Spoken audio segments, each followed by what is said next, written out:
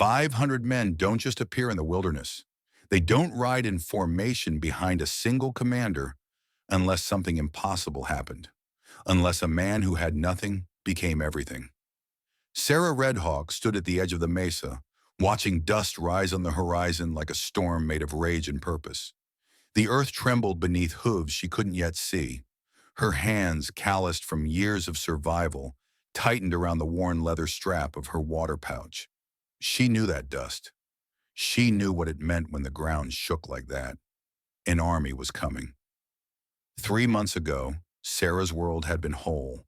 Her Apache tribe lived in relative peace in the canyon territories, trading with distant settlements, raising children who laughed without fear.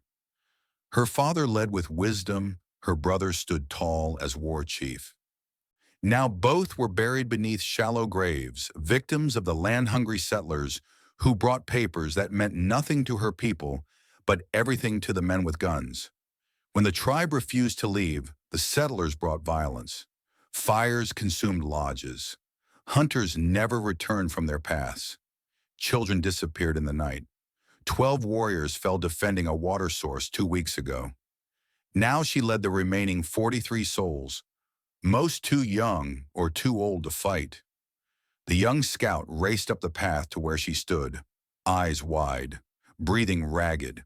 "They come," he gasped in their language. 500 riders, heavily armed. Their leader—" The boy hesitated. "What?" Sarah demanded. "Their leader what?" "He asked for you by name." The dust cloud grew closer. She could see shapes now. Riders in formation, moving with military precision. Banners she didn't recognize snapping in the wind. Her heart hammered against her ribs. Whoever led this force had power, real power, the kind that could crush what remained of her people without effort. The riders surrounded the camp in a slow, deliberate circle. They didn't charge. They didn't shout. They simply stopped, forming a wall of horses and muscle and steel that made it clear there was no escape.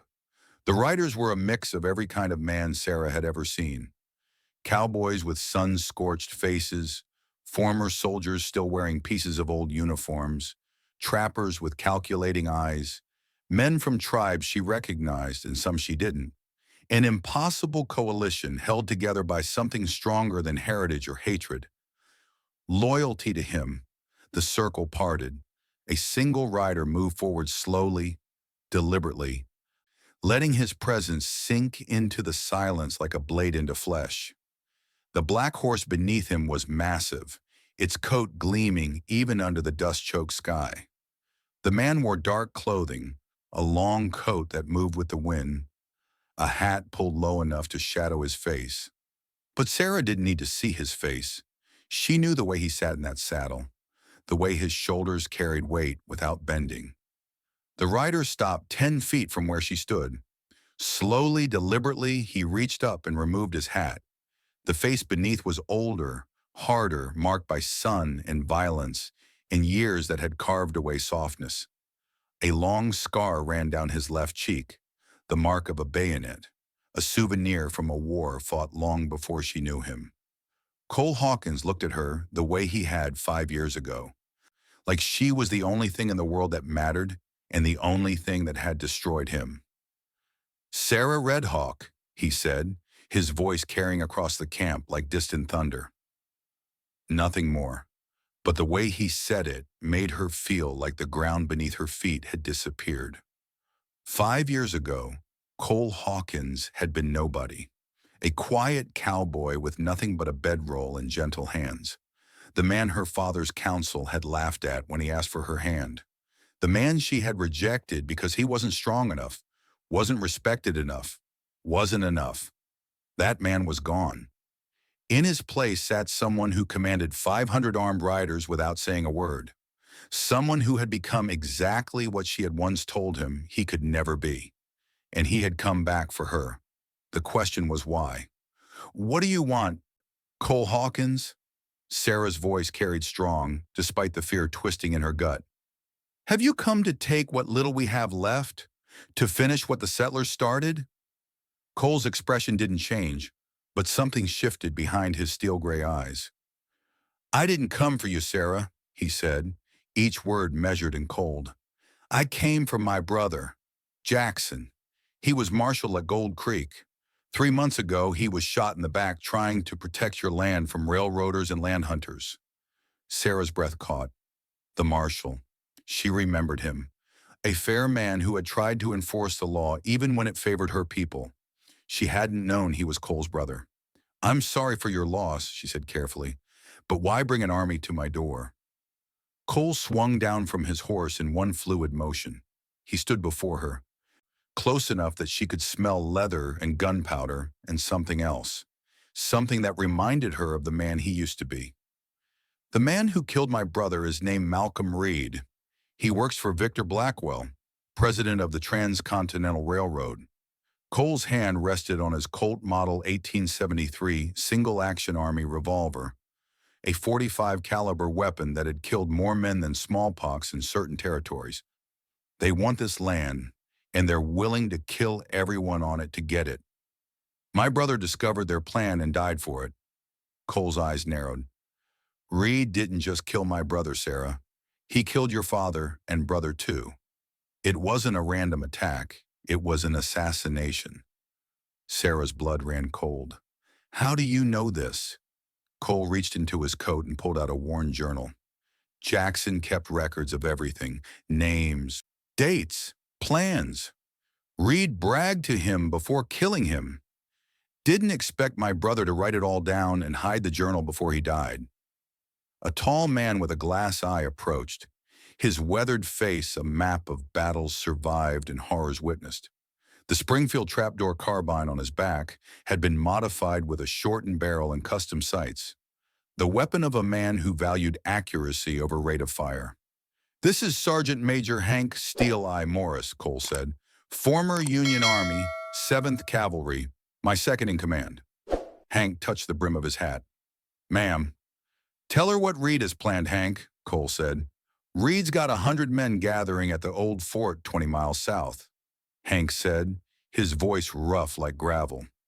"Spencer repeating rifles, Remington revolvers, and enough dynamite to level half this territory. They're preparing for a full assault. Not just on your tribe, ma'am. On Gold Creek, too. Anyone who stands in Blackwell's way dies." Sarah looked back at her people huddled in the center of camp. Women clutching children to their chests, elders too tired to run again. The few remaining warriors, barely men, trying to look brave while terror lived in their eyes. "What do you want from us?" she asked Cole, already knowing the answer would change everything. Cole stepped closer. "My men will protect your tribe, train your warriors, and help you keep this land. In return, you help me find and kill Malcolm Reed." Sarah's jaw tightened. "This is your fight, not ours." "Is it?"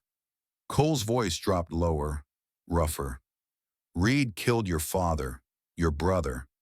He's coming for your people next. This is everyone's fight now, Sarah.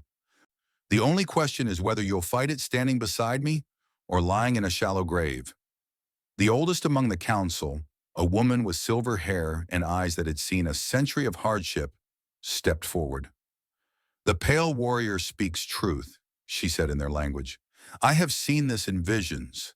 The iron horse comes for our land.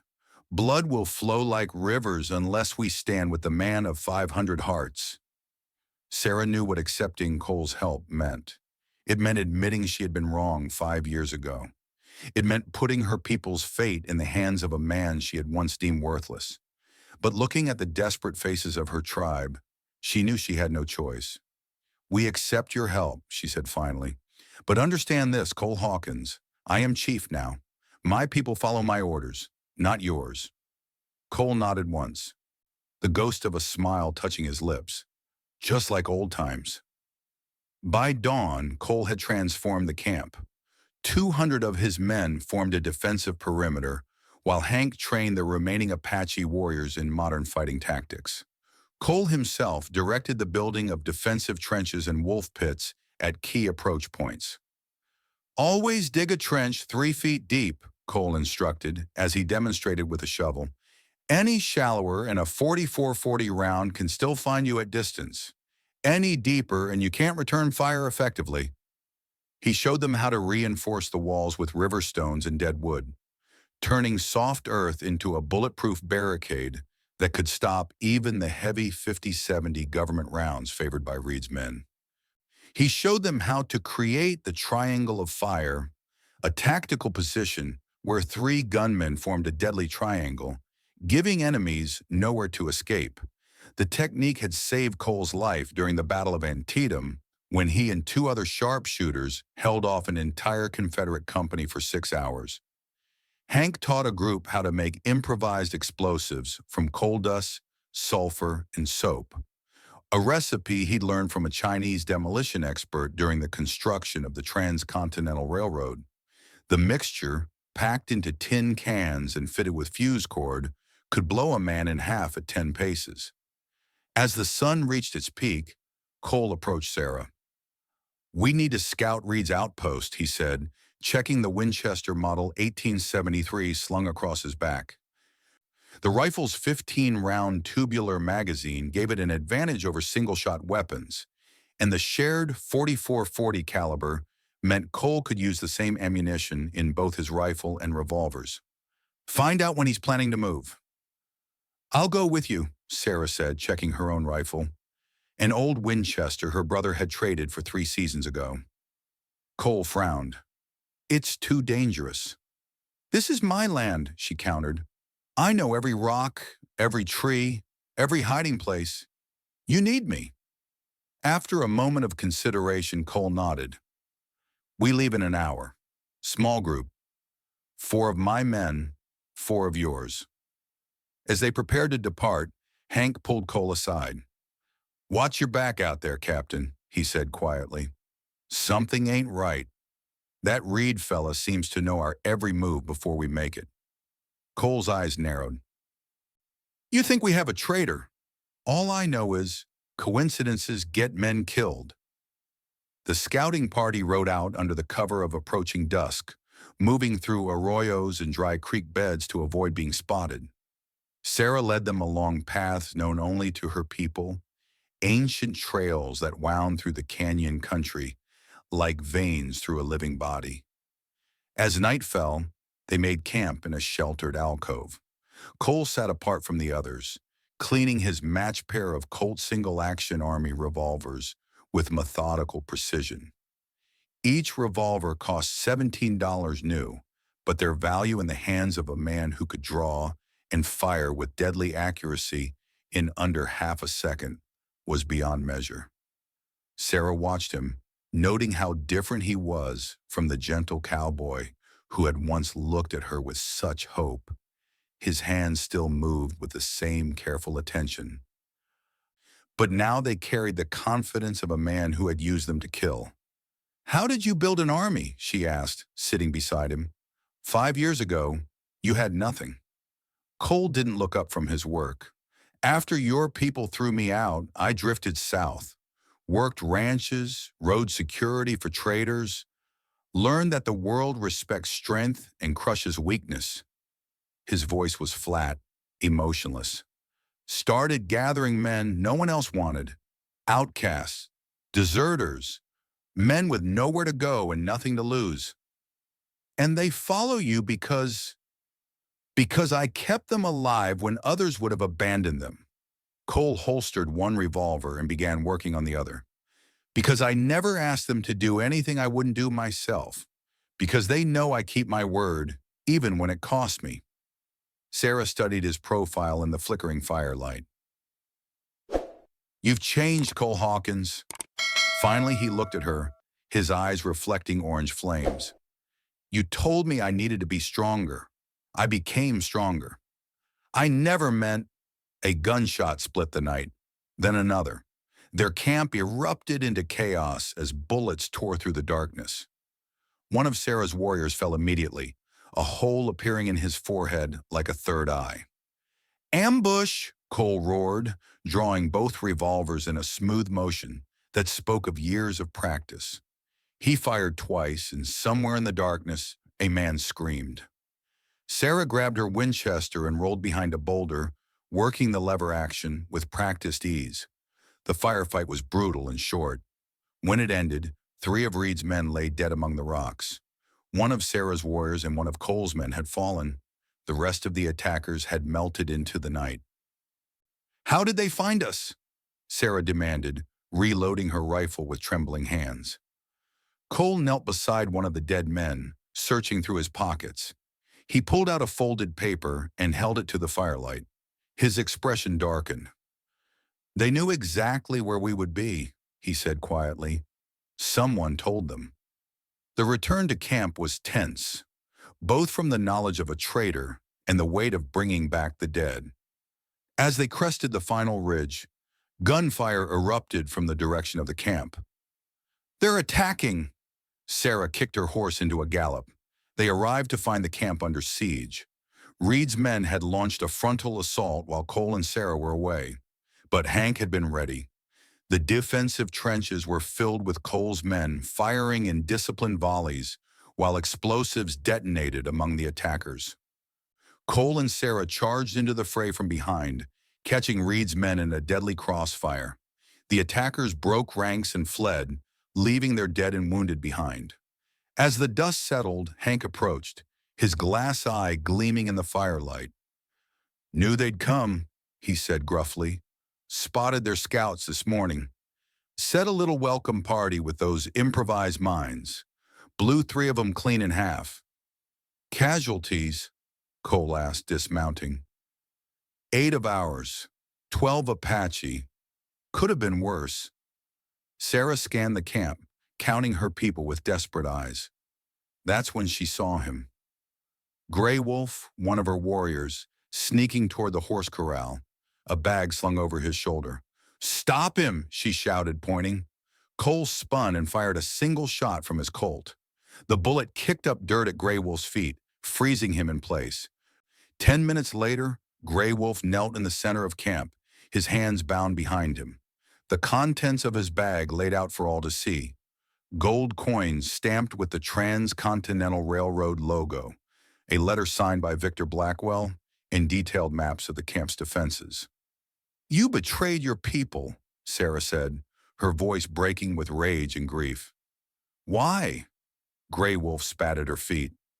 "Blackwell promised me land elsewhere, safety for any who followed me." "The old ways are dying," Sarah Redhawk.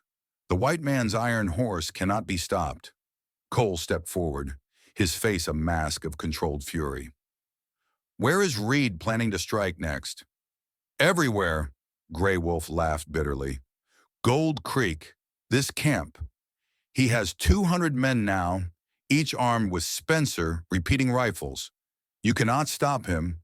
"When?" Cole pressed. 3 days. "At dawn." Gray Wolf's eyes shifted to Sarah. "He wants her alive. Says a chief's daughter as hostage will make the rest surrender." Cole turned to the gathered crowd, his men and Sarah's people, now bound by blood spilled together. "This man has committed treason against his people and conspiracy to murder," he announced. "Among my men, that earns a bullet. But he is Apache. His fate lies with his chief." All eyes turned to Sarah. She stood tall, her face carved from stone.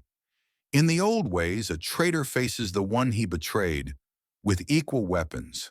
The spirits decide who is worthy." Cole nodded, understanding.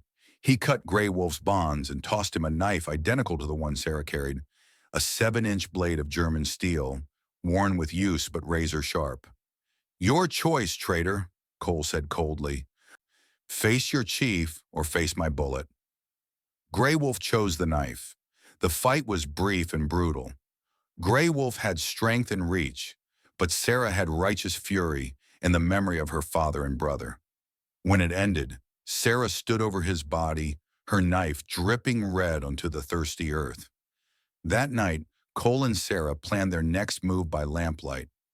"Reed expects us to wait here for his attack," Cole said, studying maps spread across a makeshift table.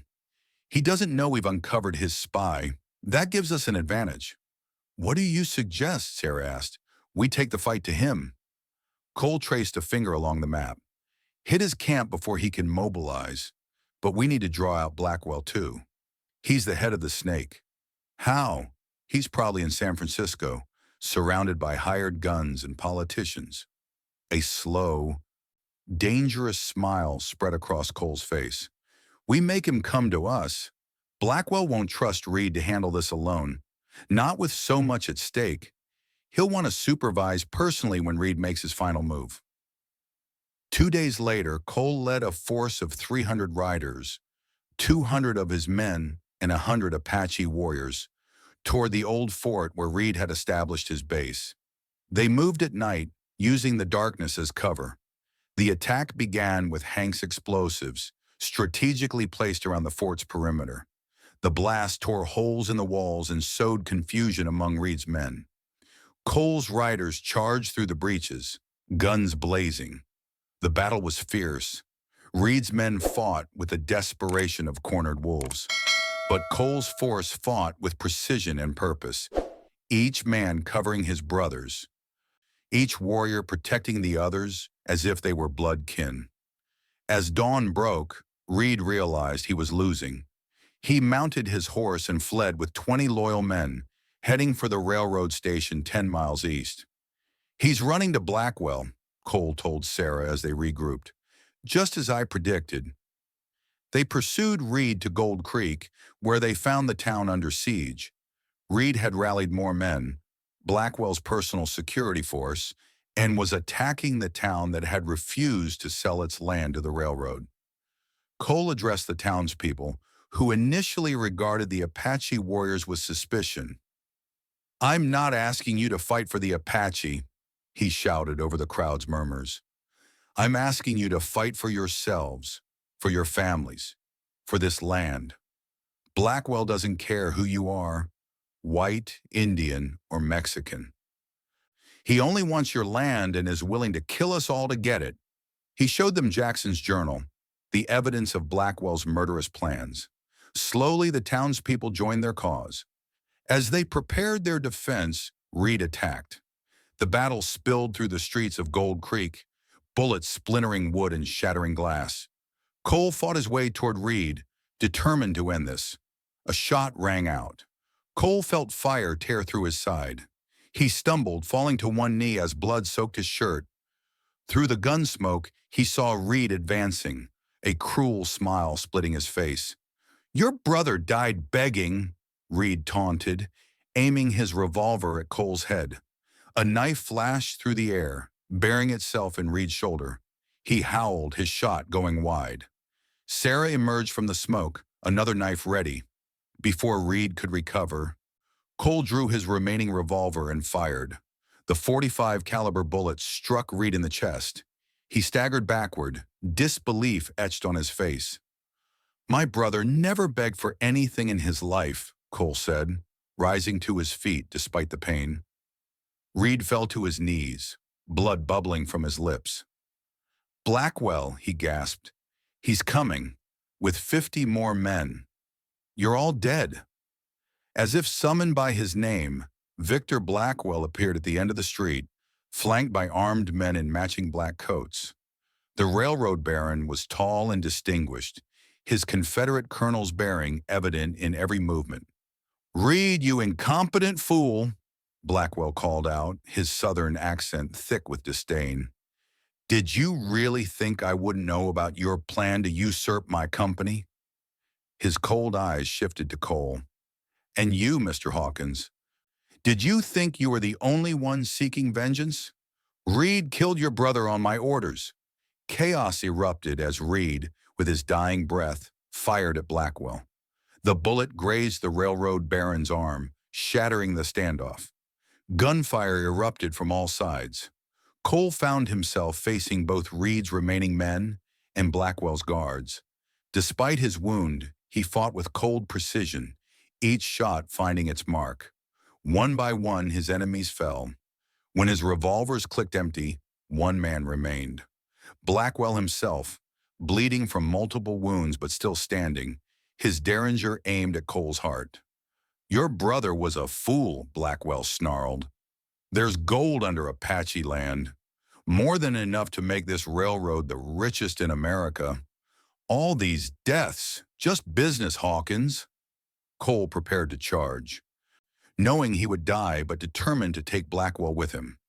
Before he could move, a knife sliced through the air, burying itself in Blackwell's throat. He dropped to his knees, clutching at the steel protruding from his neck. Sarah lowered her hand, her eyes hard. That was for my father. In the aftermath, Cole recovered slowly from his wounds. The bullet had pierced his side, missing vital organs by inches, what Hank called the luck of the damned. As he healed, Cole gathered Blackwell's documents, detailed papers proving the illegal scheme, maps marking gold deposits beneath Apache land worth millions, and ledgers recording bribes paid to territorial officials. These need to reach the governor, Cole told Sarah, his voice still weak from blood loss. With Blackwell's confession in these papers, your people's claim to this land will be ironclad. Cole dispatched 3 of his most trusted men to deliver the evidence personally to Santa Fe.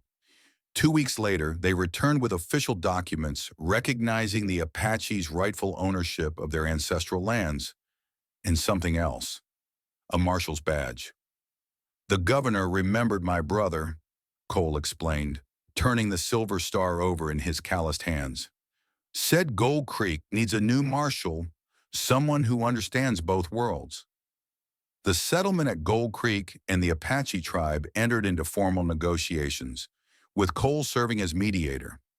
After decades of bloodshed, the unprecedented peace treaty established clear boundaries, water rights, and mutual defense agreements. They formed a joint council, 4 members from the town, 4 from the tribe, with Cole casting the deciding vote when necessary.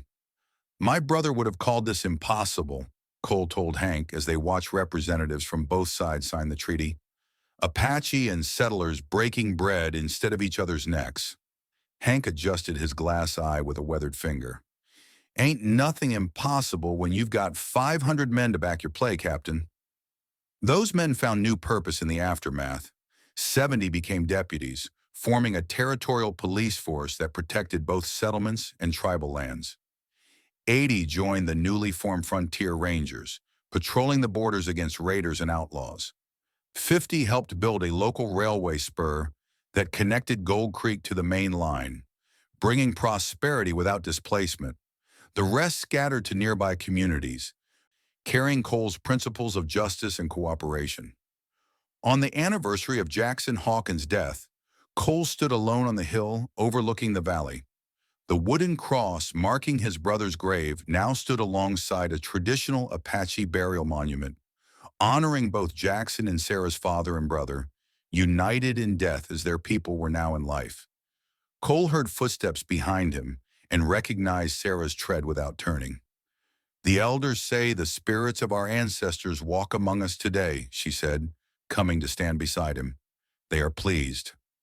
Cole nodded, his eyes fixed on the valley below, where Apache children played alongside settler children near the newly constructed schoolhouse. 5 years ago, I left here with nothing, he said quietly, came back with everything except what mattered. Sarah's hand found his, fingers intertwining. And now? Cole turned to her, the hardness in his eyes softened by something neither had dared name until now. Now I have both, purpose and peace, strength and... He paused, the words still difficult for a man who had spent years becoming someone hard enough to survive. Home, Sarah finished for him. You have a home, Cole Hawkins. As the sun set over the valley, painting the sky in shades of fire and gold, Cole felt the weight of vengeance finally lift from his shoulders. The 500 men who had followed him for revenge had helped build something far more valuable, a future where both his people and hers could thrive together. For a man who once had nothing, that was everything. And for the first time since his brother's death, Cole Hawkins smiled.